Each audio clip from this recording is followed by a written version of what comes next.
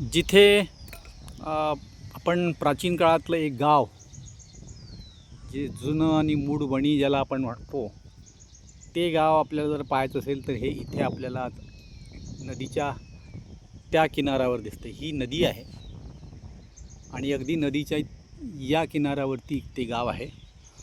आणि अगदी पश्चिमेकडील किनाऱ्यावरती हे प्रचंड मोठं वडाचं झाड आपल्याला इथं पाहायला मिळते. आणि याच ठिकाणी पुन्हा एक देवस्थान होतं.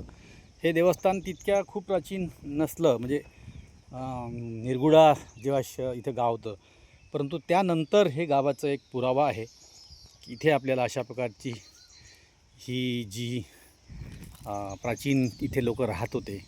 आता इथे कोणीही नाही आहे, म्हणजे इथे गाव नाही आहे, कुठलं काही नाही, फक्त शेत आहे. फक्त ही मंदिरं उरलेली आहे.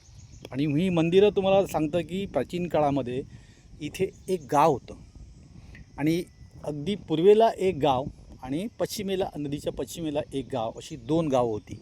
आणि हे दोन्ही गावं ज्या निरगुडा नदीच्या अगदी दोन्ही बाजूला ही आपल्याला गावं दिसतात.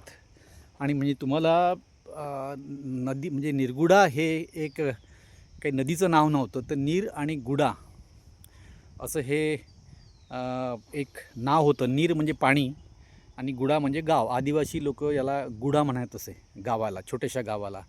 किंवा दक्षिण भागामधले जे तमिळ आहे, तेलुगू आहे, याच्यामध्ये पण गुडा असं म्हणतात.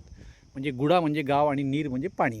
नीर हा शब्द पण तमिळ आणि दक्षिण मधला शब्द आहे. आंध्रामध्ये, तेलंगणामध्ये वापरतात. तर नीर आणि गुडा असा शब्द आणि असं हे गाव आपल्याला इथे पडलेलं आढळते. इथे आता काहीही नाही आहे, फक्त शेती उरलेली आहे. पण मंदिराच्या रूपानं आपल्याला इथे हे पुरावे जे आहेत ते पुरावे इथे दिसतात.